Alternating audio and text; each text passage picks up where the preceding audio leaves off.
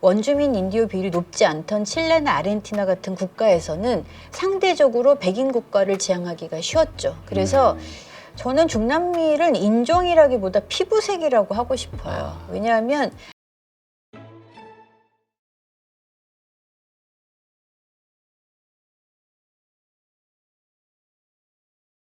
오늘 모신 분은 놀랍도록 길어서 미치도록 다양한 칠레 책의 저자시죠. 네, 서울대 아시아연구소 객원연구원이신 민원정 교수님 모셨습니다. 안녕하세요. 안녕하세요. 자, 칠레. 저는 개인적으로 남미를 참 좋아해서 네. 정말 가보고 싶은 나라들 몇 곳이 있는데 그 중에 하나가 또 칠레이긴 하거든요. 또 어디 가보시고 싶으세요? 저 아르헨티나도 가보고 싶고요. 좋죠. 네. 아르헨티나 참 이상하게 아르헨티나가 경제적으로는 되게 어려운 나라로 네. 알려져 있고 그런데 네. 그렇게 저는 좋아요. 네.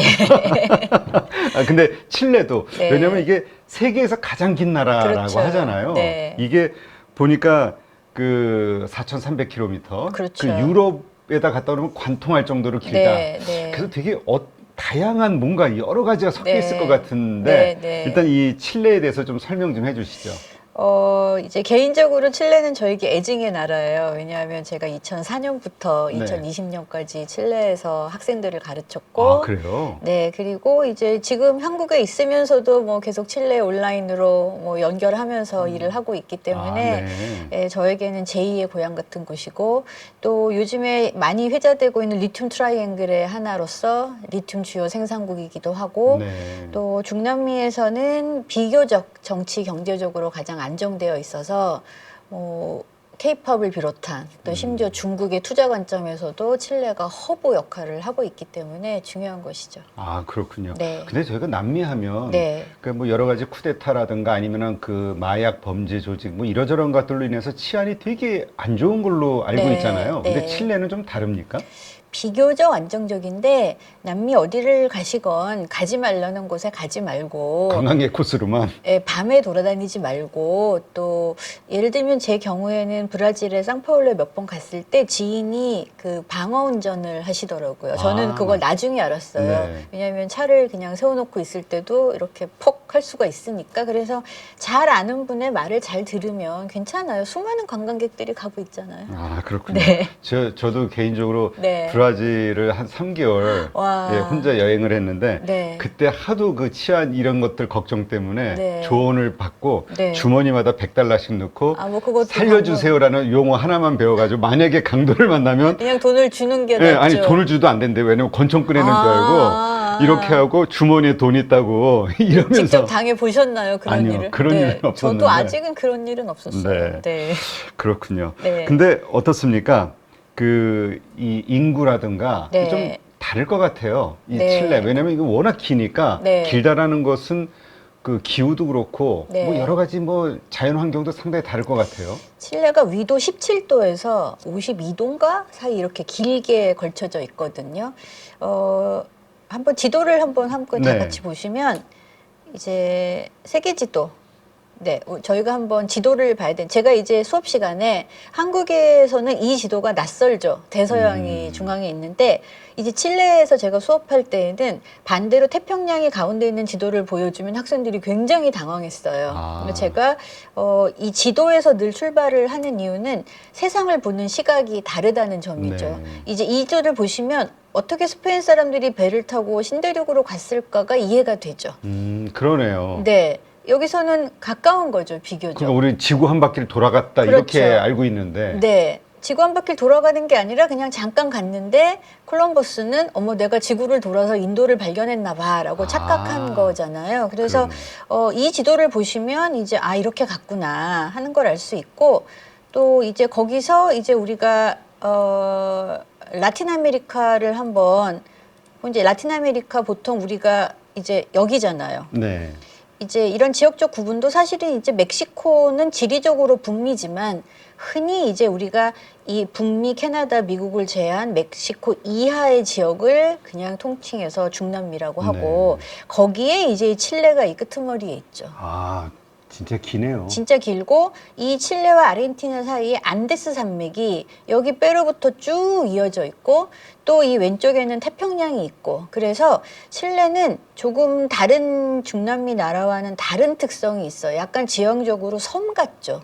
그러네요. 예, 그래서 일본하고도 가깝고 영국하고도 가깝고 그렇습니다. 네, 그런데 이제 이 위도가 지금 한국을 보시면 자 일단 칠레는 남반구에 있잖아요. 네. 그래서 우리랑 계절도 반대, 또 시간도 반대고 이 한국은 이 길이가 비교적 짧죠. 그러나 네. 칠레는 이만큼 길기 때문에 그만큼 다양할 수밖에 없죠. 농업도 다르고 우리가 이제 한국에서 칠레 와인 많이 보시는데 그 와인 농업은 주로 칠레 중부에서 이루어지거든요. 그래요. 네. 저기는 좀 그럼 따뜻한가 보죠?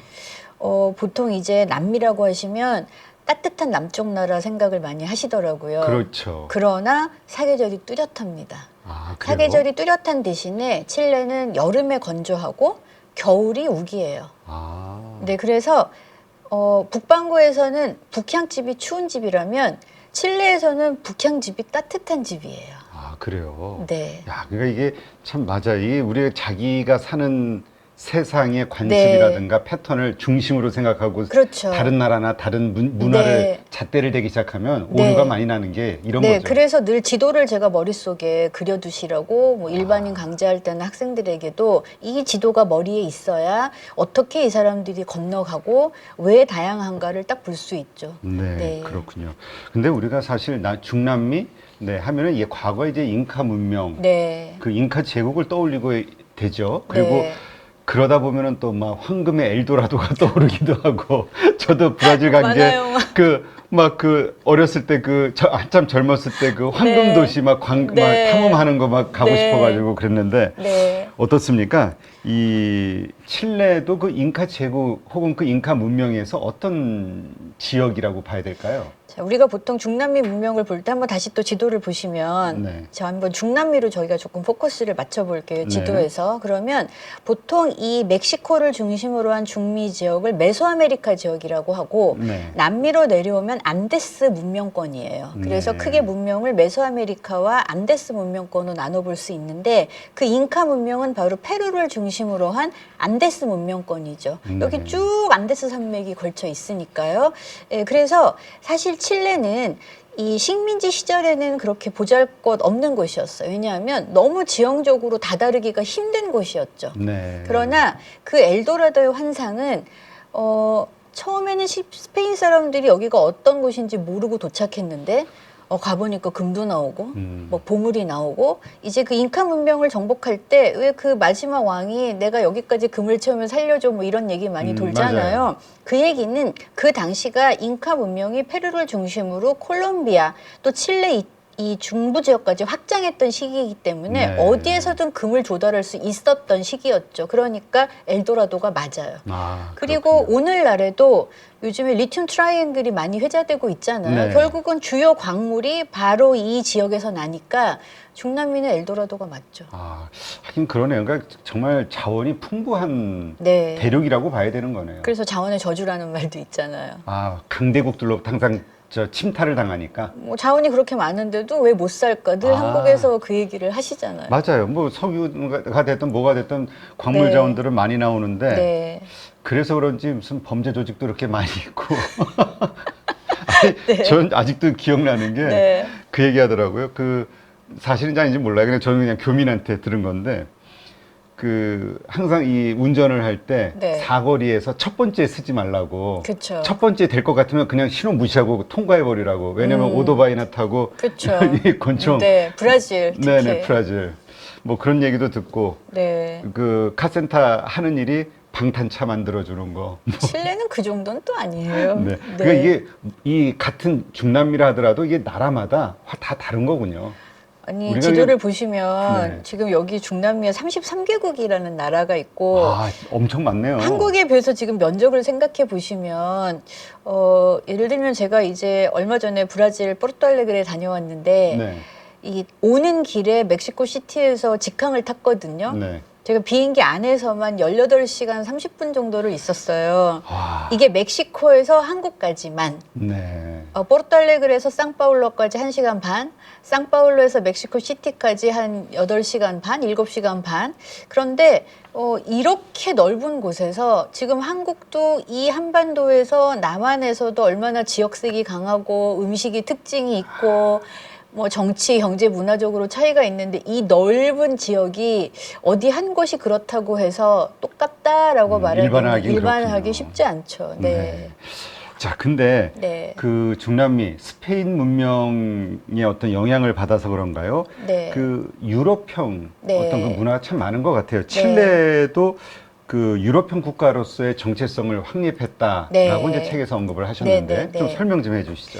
이 메소아메리카 지역, 또 이 안데스 문명 지역, 그런데 이 멕시코, 이 거대 문명이 있던 지역은 아무래도 원주민 인디오 비율이 높아요. 네. 국민이 한 40% 가까이 되지만 이 남미, 칠레, 아르헨티나, 우루과이, 파라과이 이 지역에는 그렇게 마야나 아스텍이나 잉카 문명 같은 거대 문명이 없었어요. 네. 그 이야기는 원주민 인디오가 없었다는 이야기는 아니에요. 있었지만 거대 문명을 형성할 만큼은 아니었죠. 그렇기 때문에 정복자들이 정복하기가 오히려 쉬웠을 수도 있고 거대 문명을 물리쳐야 하는 게 아니기 때문에 자 그리고 이 중남미의 독립은 원주민들이 뭐 억압과 핍박 속에서 독립을 쟁취한 것이 아니라 이 스페인 식민지의 신대륙에서 태어난 크리올로스, 영어로 크리올이라고 하는 그 신대륙에서 태어난 스페인의 후손들이 자신들의 이득을 위해서 쟁취한 것이 바로 독립이기 때문에 스페인 본토보다 더 유럽적인 국가를 만들고자 하는 열망은 중남미 모든 나라가 가지고 있었다고 해도 과언이 아닙니다. 네. 그러나 원주민 인디오 비율이 워낙 높은 지역에서는 그 꿈을 실현하기가 쉽지 않았던 반면에 원주민 인디오 비율이 높지 않던 칠레나 아르헨티나 같은 국가에서는 상대적으로 백인 국가를 지향하기가 쉬웠죠. 그래서 이 백인 국가를 만들고자 하는 열망은 굉장히 정치적인 목적이 있었어요. 네. 그래서 칠레의 경우에는 독립한 이후에 스페인을 비롯한 남유럽은 야만한 문명으로 보고 이들은 게으르다. 그래서 우리에게 근대성은 북유럽이라는 전제를 만들어 놓고 북유럽을 중심으로 특히 독일, 스위스, 게르만족들을 이제 받아들이기 시작하죠. 그래서 사실 이 칠레는 스페인 식민 시절에서 독립할 때까지 정복이 다 끝나지가 않았어요. 이 남쪽으로 내려가면 뭐 계속해서 어마어마하게 땅이 이어지니까 그래서 이 남쪽에 아무도 그러니까 사람들이 많이 거주하지 않는 지역에 콜로니아 알레마나 독일 정복지처럼 만들어서 독일에서 이민 오는 사람들에게 땅을 부여하고 그들이 마을을 형성해서 이루게 하고 그래서 이 칠레 남부의 뭐 오소르노, 포르토바라스 이 지역에 가보시면 그 옛날에 독일식 교회, 독일식 집, 또 도이치슐레도 유명하고 네, 그렇게 해서 칠레에서 한자락한다 하면 독일계가 많습니다. 아 그렇군요. 네. 그러니까 이게 그 칠레 인구 구성에서도 이 혼혈 혹은 네. 유럽계 비중이 많다. 네. 그 이유가 이런 데 있는 그렇죠. 거군요. 그리고 그 당시에 지식인들이 언론을 통해서 칠레는 메스티소라는 말 대신에 우리는 유럽인이다라는 어떤 의식을 국민들 사이에 심어줬어요. 네. 그래서 정치적, 문화적 여러 노력이 합쳐져서 국민들도 무의식적으로 우리는 유럽 문화권이다라고 생각을 하는 거죠. 그래서 특히 이제 인구 조사를 할 때 뭐 DNA를 검사한다거나 하는 게 아니라 당신은 당신의 인종 정체성을 어떻게 생각하는가라고 물어요. 그러면 누구나 백인이 되고 싶어하는 열망이 있기 때문에 네. 조금만 백인 피가 섞였어도 나는 백인이다라고 자기 정체성을 인구조사에 표시하죠. 그러니까 당연히 인구조사를 하면 국민의 반 이상이 백인이라고 나오죠. 아 그렇군요. 네. 그 진짜 설문조사 좀 독특하네요. 네.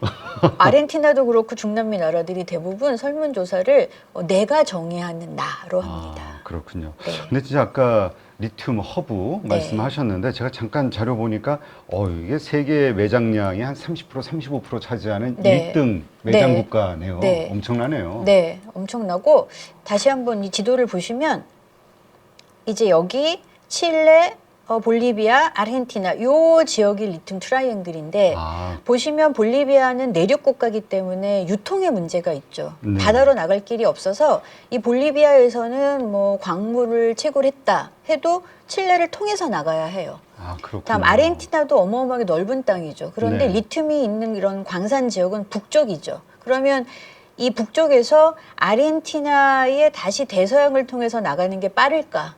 아니면 칠레와 네고시에이션을 해서 칠레를 통해서 나갈까? 유통에 문제가 있는데 칠레는 그런 면에서 여러 이점을 가지고 있죠. 매장량, 생산량, 또 유통에서 모두. 진짜 물류 측면에서 저 배로 항구로 그냥 바로 가는 게 가장 그렇죠. 보니까 나라가 이렇게 좀 좁아요. 좁아가지고 네. 물류비도 그렇게 그러니까 저 이 설비 설치하는 것도 크게 어려운 일 같지가 않은데 저도 로지스틱스의 중요성을 칠레에 가서 거의 처음 알았거든요. 네. 어느 공대 교수님께서 발표하시는데 보통 저는 항공 지도는 많이 봤지만 그분께서 그 선박 물류 지도를 가지고 설명하시는 걸 보고 놀랐던 적이 있죠. 아 그렇군요. 네. 자 그렇다면 이 칠레 이 말씀하신 대로 50% 이상 그 백인이라고 생각한다고 하셨는데 어떻습니까? 다른 나라들, 그러니까 다른 남미, 중남미의 나라들과 혹은 그 나라들의 그 국민들의 어떤 문화나 아니면 어떤 정체성 이런 그러니까 스스로 좀 달라는 게 뭐 차이가 있나요? 많이 차이가 나죠. 어떤 면이요? 예를 들면 잉카 문명의 본거지였던 페루에 가보시면 정말 인디오도 많고 그리고 제가 이제 음식에 관심이 많은데 아무래도 페루는 그 정복자들의 관리들이 있던 곳이기 때문에 음식 문화가 굉장히 발달했어요. 나중에 또 일본 사람들도 많이 건너가서 니케이 푸드도 발달을 했고 굉장히 음식이 다양하고 맛있는 반면에 칠레는 이 정복자들도 힘들어했던 이유는 페루와 칠레 사이 아타카마 사막을 건너야 하죠. 정복 자체가 힘들었던 곳이고 척박하고 나라가 길고 그 옛날에 유통이 더 어려웠기 때문에 뭔가 음식도 좀 투박하고 또 이후에 이제 독일 음식의 영향도 많고 그래서 또 아르헨티나 가보시면 이탈리아 이민들이 많기 때문에 이탈리아 음식인데 아르헨티나환 음식이 많고 또 우리가 흔히 생각하시는 따꼬는 멕시코를 비롯한 중미 음식이고 칠레나 아르헨티나에 가면 따꼬가 굉장히 익소틱한 음식이에요. 아 그래요? 네, 그래서 굉장히 지역별로 차이가 많고 또 브라질에 가보시면 또 다른 문화가 있죠. 아 그렇군요. 네. 참 독특하네요. 네. 근데 어쨌든 뭐 본인들은 백인이라고 하지만 또 유럽에서는 또 그렇게 받아주지는 않죠. 네. 또 한국 분들도 칠레 가보시면 그래도 아르헨티나는 백인 같아 보이는데 칠레는 얘네들은 뭐야라고 하시는데 제가 이제 그런 케이팝이나 뭐 일본 오타쿠 컬처 수용 연구를 많이 해서 팬들 인터뷰를 많이 했는데 칠레 젊은 학생들 이렇게 인터뷰를 해도 자기들을 웨스터너라고 얘기해요. 그리고 라틴 아메리카라고 생각하느냐라고 물으면 이렇게 이리저리 돌리죠. 아 그래요? 네. 인정하고 싶지 않은. 그렇죠. 네. 근데 어떻습니까? 그 일단 경제 상황도 좀 궁금하고요. 왜냐면 우리가 중남미 하면은 자원은 많지만 아까 말씀하신 대로 잘 못 사는 나라들이라는 생각을 많이 갖고 있잖아요. 선입관을. 그리고 또 빈부격차 이런 것도 상당히 심한 것 같고 어떻습니까? 칠레는? 칠레가 그래도 OECD 국가예요. 그래요? 네. 중미에서는 멕시코, 남미에서는 칠레가 최초로 OECD에 가입을 했죠. 제가 언젠가 어느 회의에서 칠레가 남미에서 최초로 OECD 가입했다고 하니까 멕시코 대사님께서 오셔서 중미에 멕시코가 있기 때문에 우리가 먼저다 뭐 이렇게 하셨는데 그렇기 때문에 뭔가 어중간해요. 제가 보니까 일본의 자이카는 칠레에서 오랫동안 활동을 하고 있는데 한국의 코이카는 칠레에 가지 않아요. 왜냐하면 OECD 국가니까. 그리고 ODA 사업에서도 칠레는 배제되죠. OECD 국가니까. 개발도상국만 해주는 그렇죠. 거니까. 네. 그러나 일본의 경우는 구별하지 않고 중남미 전체에 투자를 하죠. 칠레는 국민소득, 뭐 GDP 간단하게 보면 우리나라의 반 정도라고 보시면 돼요. 그래서 보통 가시면 여기가 뭐 우리나라의 1900 몇 년대 갔군이라고 말씀하시는데 그렇게 말씀드리기 어려운 이유는 빈부격차가 OECD에서 가장 높아요. 그러니까 지니 인덱스가 보통 4.5 정도를 차지하기 때문에 정말 잘 사는 집에 가면 이렇게 사는 세상도 있구나. 우리가 흔히 범접할 수 없는 억만장자의 삶을 살고 있구나. 삶이 있고 또 그러한 억만장자가 대부분 졸부가 아니고 식민 시기부터 내려온 부이기 때문에 엘리트층이 달라요. 또 그런가 하면 칠레가 아이러니하게도 그 자가 소유율이 굉장히 높거든요. 60%가 넘거든요. 그런데 그 자가는 우리가 생각하는 아파트가 아니라 정말 저것도 집이야? 판잣집도 집이니까. 집이니까 자기 소유니까 자가 소유율이 높고 그래서 가보시면 굉장히 빈부격차가 심하죠. 물가는 어떻습니까? 이게 비싸요. 소득은 절반이라고 그래도 물가가 훨씬 낮으면 살만한 건데. 비싸요. 왜냐하면 칠레는 제조업이 거의 없어요. 네. 그리고 FTA, 우리나라와도 최초로 FTA를 맺은 곳이잖아요. 그러나 한국하고 FTA를 2003년에 수교하기 이전에 이미 세계 여러 나라와 다 FTA를 체결해서 제조업은 다 들여와서 쓰고 원자재를 수출하는 형태이기 때문에 당연히 물가가 비싸죠. 그렇군요. 그리고 코로나 이후에는 이 선박 유통량이 줄어들어서 물자가 더 귀하게 들어오니까 물가가 더 올랐죠. 네, 그렇군요. 네. 참 그 말씀을 나눌수록 좀 독특한 나라라는 독특해요. 생각이 드네요. 네. 그러니까 나라부터가 좀 독특하긴 해요. 길쭉해가지고 네. 저는 예전에 그 지도 보면서 그런 생각을 했거든요. 와, 이 육지와 바다 네. 양쪽을 저 긴 지역을 그 국경지대를 지키려면 군인이 얼마나 필요할까? 다 못 지키죠. 다 못 지키죠. 네, 다 못 지키고 이쪽은 안데스 산맥이 있고 이쪽은 바다가 있고 그래서 이렇게 바다나 산으로 또 사막으로 이렇게 걸어서 오는 불법 이민자들을 지금 막을 길이 없어서 고민하고 있는 거죠. 네. 근데 지금 보니까 이 책의 내용을 보니까 페루하고 이게 감정이 좀 안 좋은가 봐요. 칠레하고. 안 좋죠. 네. 뭐 이유가 있나요, 특별히?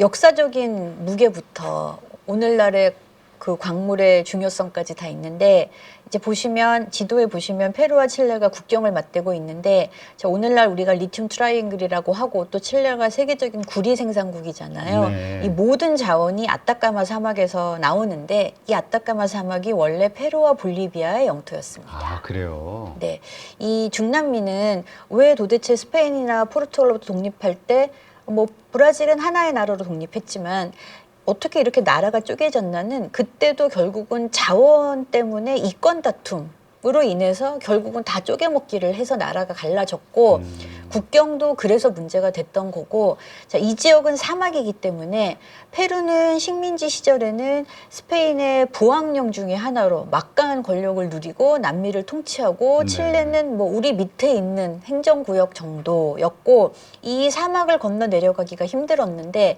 오히려 이 정복을 늦게 당한 칠레나 아르헨티나가 독립은 더 빨리 하죠. 네. 그리고 페루 같은 지역은 부왕령으로서 많은 것을 누리고 있기 때문에 지배층이 굳이 독립할 필요성을 못 느꼈죠.